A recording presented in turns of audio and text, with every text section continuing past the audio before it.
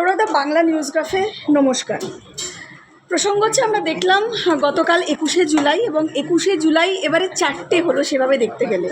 একটা দিল্লিতে এনসিপিআই তারাও পালন করেছেন, একটা কালীঘাটপন্থী, একটা ঋতব্রতপন্থী, এবং এবারে যে জাতীয় কংগ্রেস তারাও শহীদ মিনারে করলো।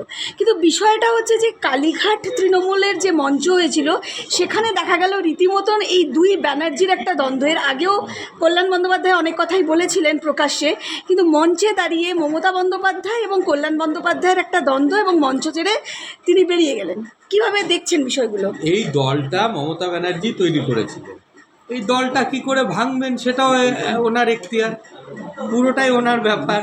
উনি যেভাবে গড়েছেন তার থেকে কত তাড়াতাড়ি ভাঙবেন এটা উনি ঠিক করতে পারেন।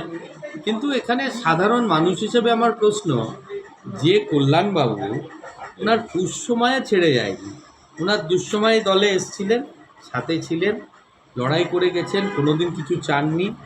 আজকে তাকেও এবং এত দুঃসময় একা লড়ে গেছে, কি আইনি লড়াই হোক কি ময়দানে লড়াই হোক, তাকেও যখন মেজাজ হারাতে হচ্ছে, তখন তো বোঝা যাচ্ছে যে যারা এই অভিযোগ তুলে বেরিয়ে এসেছিলেন তারা সবাই ঠিক। কারণ তার মানে মাননীয় মমতা ব্যানার্জির কাছে লয়ালিটির কোনো দাম নেই, পরিবারবাদী ওনার কাছে বেশি। এবং আরেকটা বিষয় দেখা গেল যে মদন মিত্র তিনিও কিন্তু সম্প্রতি একদম সরাসরি এই অভিষেক বন্দ্যোপাধ্যায়কে কটাক্ষ করে এবং অনেক ধরনের কথা বলেছেন, যার ফলে ও মানে ভাইপো মানহানির একটি নোটিশ পাঠিয়েছে। এই যে নিজেদের মধ্যে যে দ্বন্দ্বটা চলছে, মদন মিত্রর কথা সিরিয়াসলি নেবেন না। কখন কি বলে, কি মুডে থাকে কে জানে। সকালে এক কথা বলবে, বিকেলে এক কথা বলবে, আজকে এই মঞ্চে থাকবে, কালকে ওই মঞ্চে থাকবে। মদন মিত্র একটা কমিক রিলিফ রাজনীতিতে, এনজয় করুন। সৌরদা, অধিবেশন চলছে বিধানসভায়, আজকে একটা অদ্ভুত চিত্র দেখা গেল। কুণাল ঘোষ তাকে রীতিমতো মার্শাল দিয়ে বার করে দেওয়া হলো, আপনিও সেখানে ছিলেন, যদি একটু বলেন। হ্যাঁ, না এখন যেটা শুনুন, বিধানসভা গণতন্ত্রের মন্দির, তো সেইখানটা তো পাড়ার ক্লাব না, তৃণমূলের পার্টি অফিসও না। যেরকম মঞ্চে ঝগড়া করছেন সর্বোচ্চ নেত্রীর সাথে কল্যাণবাবু, তো উনি হয়তো হঠাৎ করে ভুলে গেছিলেন যে এটা গণতন্ত্রের মন্দির, এটা সেই বিধানসভা যাকে আমরা মন্দিরের মতো পুজো করি। এই বিধানসভার কিছু রীতিনীতি আছে, সেটা মেনে চলতে হয়। উনি এটা পাড়ার টিএমসি পার্টি অফিস ভেবেছিলেন, তার জন্য বিধানসভার নিয়ম অনুযায়ী যা স্টেপ নেওয়ার তাই নেওয়া হয়েছে। আরেকটা বিষয়ে যাব যে আপনি যেহেতু উত্তর দমদমের বিধায়ক হয়েছেন, এই উত্তর দমদমে কিন্তু অনেকগুলো সমস্যা ছিল, যেমন নিকাশি ব্যবস্থার সমস্যা তো গোটা কলকাতা জুড়ে এবং উত্তর দমদমেও আছে, এবং রাস্তাঘাটের ভাঙাচড়া বেহাল অবস্থা। আপনি প্রায় 2 মাস হলো আপনি এখন দায়িত্ব পেয়েছেন, একটু যদি এই বিষয়টায় আলোকপাত করেন যে কী কী বিষয়ে আমি কাজ করতে হবে। আগেই উত্তর দমদমবাসীর কাছে ক্ষমা চেয়ে নিয়েছিলাম যে এই বছরটাও তাদের এই যন্ত্রণা ভোগ করতে হবে। কারণ দেখুন, লোক দেখানো কাজ করে তো লাভ নেই। এখন বর্ষাকালে কোনো কনস্ট্রাকশন ওয়ার্ক চালু করতে গেলে সেটা হয় না, 3 দিনের বৃষ্টি হবে, জল জমবে, নষ্ট হয়ে যাবে। সুতরাং যা কনস্ট্রাকশন ওয়ার্ক, রাস্তাঘাট, ড্রেন, এটা বর্ষার পরেই হবে, পোস্ট মনসুনই হবে।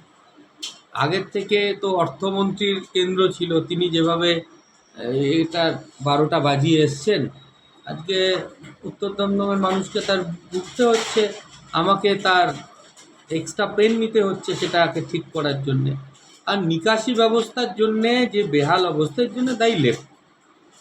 কারণ উত্তর দমদম পুরসভা তো আজকের না, তারা এত বাজেভাবে ওখানে জমির পর্চা বিলি করেছেন, যেখানে সেখানে লোক বসে গেছে। পুরো ড্রেনেজ সিস্টেমকে ড্রেলে না সাজালে হবে না। আমি অলরেডি বাজেটের আগেই এটার একটা মাস্টার প্ল্যান করে আরবান ডেভেলপমেন্ট দপ্তরে আমি জমা দিয়েছি, এবং সেখান থেকে মন্ত্রীর সাথে বারংবার কথা হয়েছে, উনি আশ্বাসও দিয়েছেন যেটার অর্থ বরাদ্দ হবে। এই বর্ষা চলে গেলে তখন ড্রেনের কাজটা শুরু হবে, যাতে আগামী বর্ষার আগে শেষ করে দেওয়া যায়। দ্বিতীয় নম্বর যেটা ছিল যে এখান থেকে জলটা বেরোবে কোথা দিয়ে, হতেশা কাল নিয়ে একটা টানাপোড়েন চলছিল রেলের সাথে কেএমডি এবং পৌরসভা। আমি সেটা 2 দিনে মিটিয়ে দিয়েছি। আমি কেএমডি এর ইঞ্জিনিয়ার এবং রেলের ইঞ্জিনিয়ারকে একসাথে গিয়ে ডিআরএম শিয়ালদার সাথে মিটিং করেছি। পরের দিন রেল ইন্সপেকশন করেছে, তারা কিছু সাজেশন দিয়েছে, তার উপর কেএমডি এর কাজ করছে। এই সপ্তাহের মধ্যে কেএমডি এর কাজ শুরু হয়ে যাবে, তারপরে এটার একটা স্থায়ী সমাধান হয়ে যাবে। ওইখানে যদি ওই মাস্টার ড্রেনটা, যেটা মাস্টার হাইড্রেনটা যদি আমি বানিয়ে ফতেশাখালে ফেলে দিই এবং ফতেশাখালে সংস্কার হয়ে যায়, তাহলেই অর্ধেক জল সমস্যার সমাধান। কিন্তু ওখানে একটা বাগজলা খালও আছে, যেটা নিয়েও অনেক ধরনের, বাগজলা সেটাও খাল- কিন্তু দীর্ঘদিন সংস্কার বাগজলা হয়নি। খালটা পুরোটা আমার এলাকায় পড়ে না, ওটা অনেকগুলো বিধানসভা দিয়ে আসে। এটা সেচ দপ্তরেরকে উদ্যোগী নিয়ে সব কটা বিধানসভার বিধায়কদের মিলে, সবই আমাদেরই বিধায়ক হ্যাঁ, আছে, পানশিলা খালের একটা পোর্শন Portion আমার আছে। এখান থেকে বেরোয় তার জলটা। তো সব মিলিয়ে এটা একটু একটু সময় লাগবে, কিন্তু আমি এটা কথা দিচ্ছি, এটা স্থায়ী সমাধান আমি করে দেবো। এই উত্তর দমদম মিউনিসিপ্যালিটিতেও কিন্তু বিভিন্ন দুর্নীতির অভিযোগ আছে, এবং ওই যে আপনার যে বিধানসভা এলাকা, সেখানে বিভিন্ন জায়গায় অবৈধ নির্মাণ হয়েছে, যে অবৈধ নির্মাণের ফলে অনেক জায়গায় পুকুর ভরাট করে হয়েছে। এই যে দুর্নীতি, সমস্ত অবৈধ নির্মাণ এবং পুকুর ভরাট নিয়ে তদন্ত চলছে। এর রিপোর্টটা হাতে আসুক, একটা অবৈধ নির্মাণও থাকবে না, একটা ভরা পুকুর থাকবে না। এগুলোকে আগের অবস্থায় জলাভূমিকে ফিরিয়ে দিতে হবে। সৌরদা, মুখ্যমন্ত্রী শুভেন্দু অধিকারী বলেছেন 1 আগস্ট থেকে সমস্ত জায়গায় বাংলা ভাষা চালু হবে। অবশ্যই আমরা বাঙালি হয়ে একটা গর্বের বিষয়, কি বলবেন এই বিষয়টা নিয়ে? হ্যাঁ, আরে বাঙালি বাংলায় কথা বলতে ভুলে যাচ্ছে, বাড়িতে ভাই বোন কথা বলছে ইংরেজিতে, হিন্দিতে। আরও মানে ইয়ে লাগে যে ওপার বাংলা থেকে আসা পরিবার, ওপার বাংলা থেকে আসা পরিবার এক জেনারেশন আগে এসছে, তার বাড়িতে গিয়ে দেখছি ভাই বোন হিন্দিতে কথা বলছে, বলছে ইংলিশ মিডিয়ামে পড়ে তো বাংলা বলতে পারে না। খুব গর্বের সাথে বলে বাবা মা। লজ্জা লাগে বাঙালি হিসেবে, এটাকে খুব লজ্জা লাগে। বাংলা ভাষার বাধ্যতামূলক একদম করা উচিত।